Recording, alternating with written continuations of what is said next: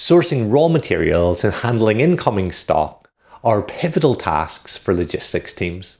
The right tools can transform these challenges into smooth processes. And when it comes to procurement, visibility is not only desired, it's crucial. The wide range of data types from inventory levels to financials can create a complex web that can be hard to decipher. And that's the beauty of a procurement dashboard. It acts like a torch to cut through the fog of confusing data, providing coherent and concise reporting, helping you with your decision making. Hi, I'm Kevin, and in this video, we're going to use Budibase to help build a procurement dashboard. You'll see how to turn diverse data sets into actionable insights and make sense of information with ease. But what exactly is a procurement dashboard? Well, it's like a dynamic report. You build it once, with the graphs and charts and summary cards that help you focus on your key performance indicators or KPIs. And rather than having to rebuild and regenerate that report each month, every time you log in, it will fetch data from your database and show you in real time what's going on. It's not just about displaying raw numbers, but about transforming and aggregating your information into ways that bring meaning to the chaos. Our dashboard is going to focus on purchase orders and shipments. We'll have some summary cards and graphs that will help us see what's going on in different categories and different vendors who we use. To fuel our dashboard, we'll use 4 tables from a Postgres database, looking at vendors and shipments, consignments and purchase orders, which link together to perform a rich tapestry that we can use to find information. And don't worry if SQL is not your second language. Throughout this video, we'll share the queries and explain how they work so that you can adapt this dashboard to your business use case today. So let's dive in as we build a procurement dashboard that's not only functional, but that can help bring your operation to the next level. If you haven't got a Budibase account already, you can get a free one on Budibase Cloud, or you can host your own instance of Budibase wherever you'd like. Once you've set up and configured, you'll land on this portal where you can manage all of your applications or create new ones. And that's what we're going to do. We're going to create a new application. When we do that, we can choose from any of a number of templates. We can import an application, or we can start from scratch. And we're going to start from scratch. I'm going to call this Procurement Dashboard and create application. With Budibase, everything starts from the data. So the first thing we'll be invited to do is to connect our data source. Whether you can access your data with a collection of REST API points, a relational or non-relational database, or even a spreadsheet product like Airtables or Google Sheets, Budibase has you covered. I'm going to use a Postgres database and enter my details here. I'll turn on SSL and I'll hit connect. I'll be presented with a list of all the tables that exist on my database, which is quite a lot, but I don't need all of them. I need the consignments, the purchase orders, the shipments, and the vendors. I'll fetch those tables. Once fetched, on the left-hand side here, I can see the database content presented in a spreadsheet format with columns representing each of the fields and a row representing each of the rows in the database. We've got full CRUD functionality here. We can create, read, update, and delete any record, and that will be reflected in our database as well. We have the vendors table, which is storing the vendors' billing and contact details. We have the purchase order, which have the complete date, the purchase order number, the issue date, and the cost. We've got the shipments, which has the arrival date, the purchase date, and each of the connecting IDs. And we have the consignments, with an item name, the quantity, and the assignment number. So with our data inside of Budibase, we can go to the Design tab and start to build the UI. I'm going to click on blank screen and just use a / to say the root path of this URL. I then have the option to set the role-based access control.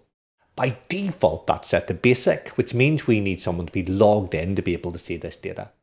If this was an open dashboard you wanted all of your customers and users to see, you can leave it as public, which wouldn't require login. And we have power and admin, which are both elevated roles that we can use to segregate our application. I'm going to leave it a basic and click done. The first component we'll add is a headline component. And we want this to read this month, and we want it to have this month here. So we can do that with double curly braces, date now, and then month / year. And they follow a date formatting string called moment.js that we can link to below. Beneath this, we're going to add a container and we'll set it to horizontal. We're going to have cards in here that we want side by side. So I'm going to add a card block. A card block takes a data source and then loops over it. So in this case, it's looping over the consignments. But I want the total cost, I want the total number of orders, and I want the average order value. To get that information, I'm going to need to create a custom SQL query that I can then fetch from within this component. So I'll go back to data, click on my database, queries, and create a new query so I can create that custom query. We'll use a select statement to return the numerical month and year, the count of rows, the sum of the cost, and the average of the cost. So we'll call this our purchase order stats by month. And I want to extract the year from the issue date, and I want that to be an integer and call that year. I want to extract the month from the issue date. I want to be an integer and I want that to be called month.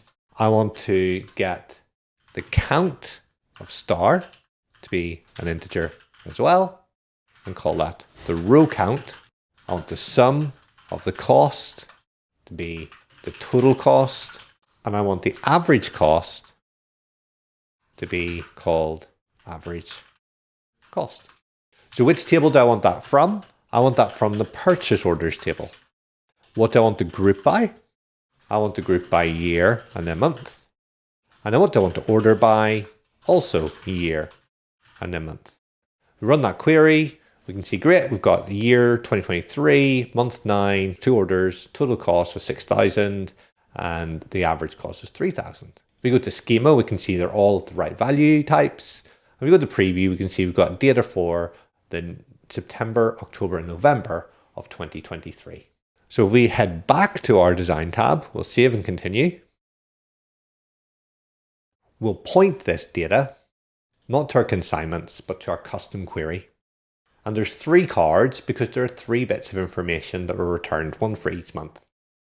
Now we only want this month's data. So we'll go to filters, we'll add a filter.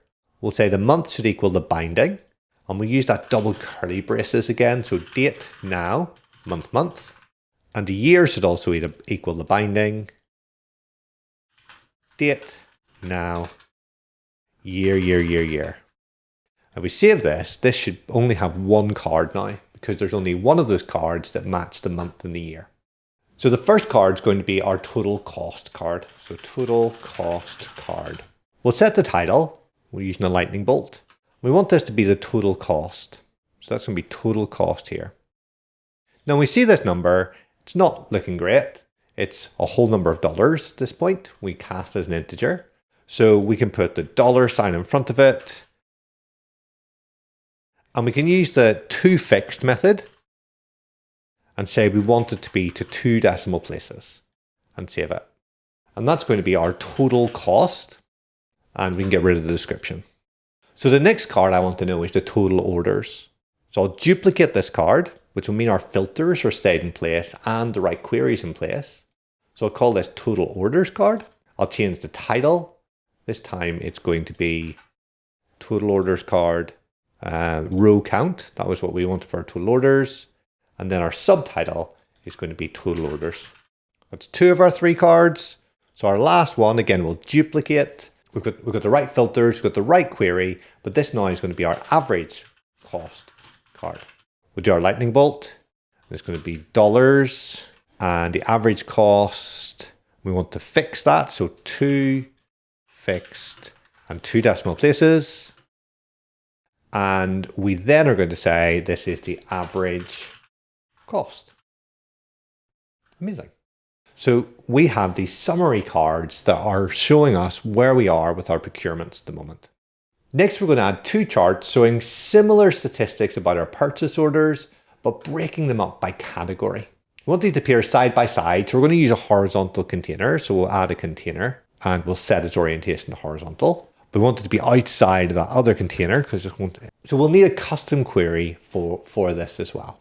So our new custom query is going to be purchase order, stats by month and by category. So by category and by month. So the query is going to look very similar with the one difference that we're going to have this extra category and all the other things are going to come from our purchase order table. So we'll call our purchase order table PO.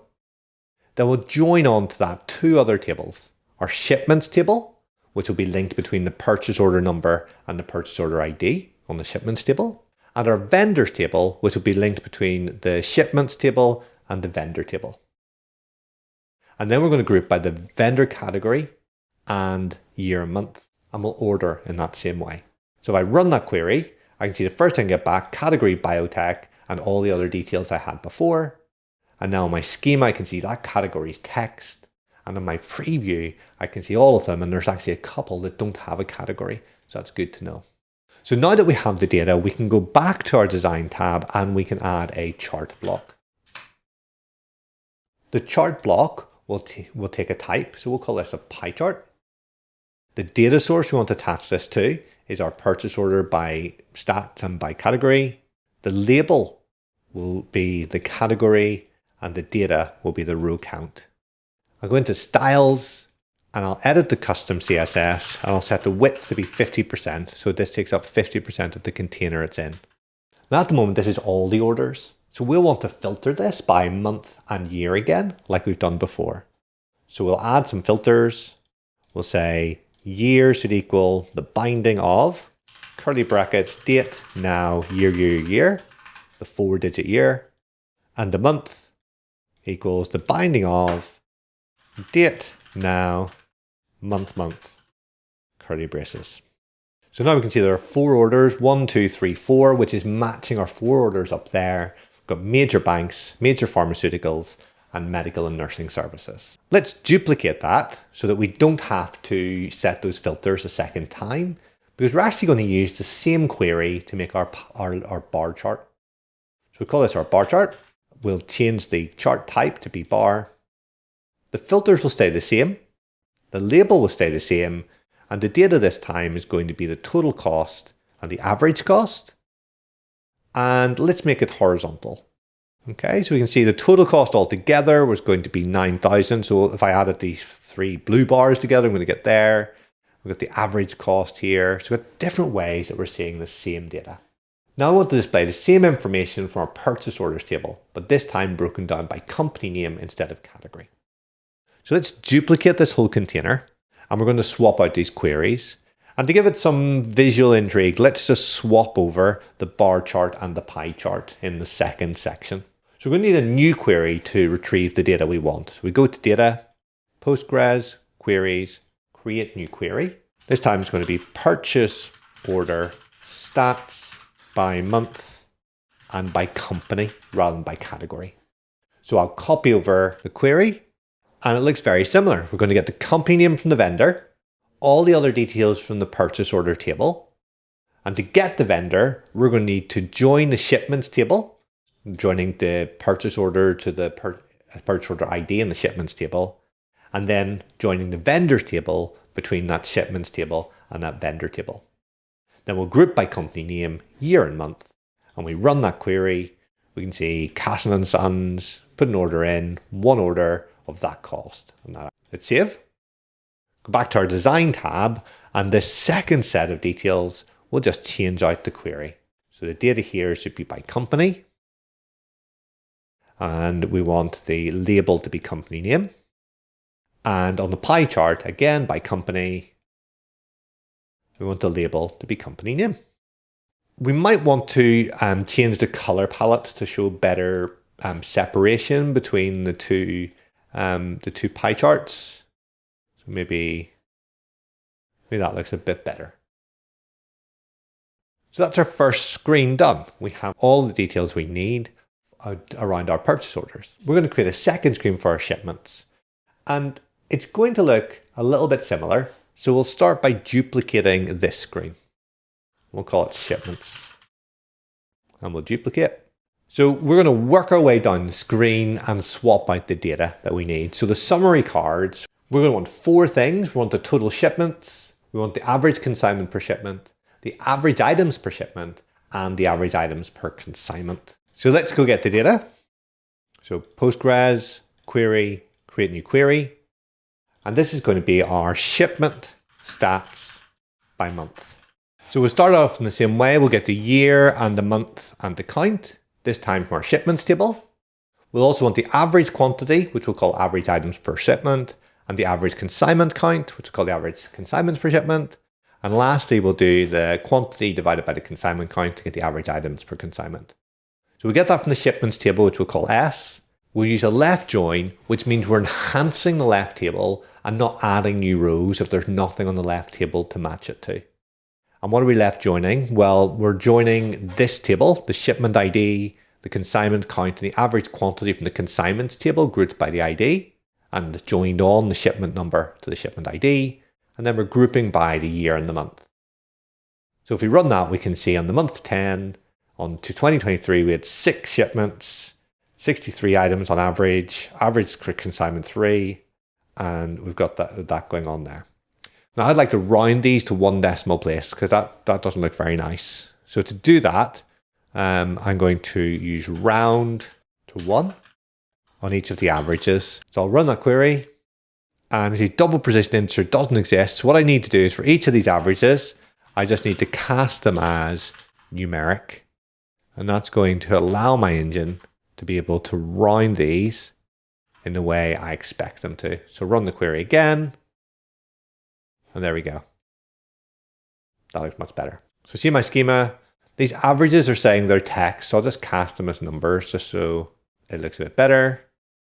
Our preview, you can see we've got details for the October and November. So let's save that and go back to our design tab. We're in the shipments screen and we just need to swap out some of these cards. So this total cost card, we now want to be in our shipment stats per month. This is going to be our shipment count card. Our title is going to be our shipment count, and our subtitle will just say total shipments. Okay, 4 shipments this month. The next card, this is going to be our consignments per shipment. Consignments per shipment. Again, we change the data to be shipment stats by month. We change our average items per shipment, and our subtitle to say that. So average item per shipment. The next one will have consignments per shipment. Change the data, change the title to be consignments per shipment, and change the subtitle to say just that. So average consignment per shipment. And we want a 4th card, so let's duplicate this one. So our 4th card is going to be the average item per consignment. So we'll change the detail to be average item per consignment, and we'll change the title to say that, average items per consignment. Okay, so our cards are telling us some more detail about our shipments this time. So 4 total shipments, 75 items per shipment, which was made up of 3 consignments, which means we've got an average of 25 items per consignment. So that kind of makes sense. Next, we're going to update our charts. So all 4 of our charts in this group will be broken down by company name. So we want the number of shipments per company as a pie chart, the average items as a pie chart by company, the average shipping time by company, and the average consignments and items per shipment by company as a bar chart. So I'll have 4 more charts. And we're going to get all the data we need for that in one big SQL query. So in our data, we'll create a new query. This is going to be our shipment stats by vendor. And it'll look quite similar.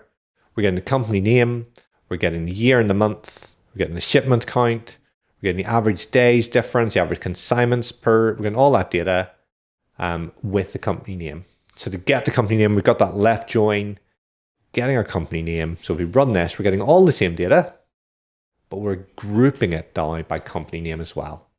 So we can save that, go back to our design tab, and now we can start configuring our charts in our shipments. So for our first chart, we'll swap out to be shipment stats by vendor. We'll let the label column be the company name and the data column to be our count. For our bar chart, we'll switch out to be our shipment stats. We'll set the label column to be our company name and our data column to be our average items per shipment. For this bar chart, we'll have shipping times by company name. So the average day is different. So again, we'll have shipping stats by vendor, company name is the label, and this time we'll have the average days difference. And lastly, this is also going to be a bar chart, but let's do it vertically this time so that we get some visual difference. And we'll do consignments by company. So company name, and we'll do average consignments per shipment. So make sure you've got the right data, the average consignments per shipment, and we'll also do the average items per consignment on the same chart as well. So that's what the completed screen is going to look like. There are a couple of design tweaks you might want to do. First of all, we want some links. So I'll go to navigation, configure links, and I'll say purchase orders,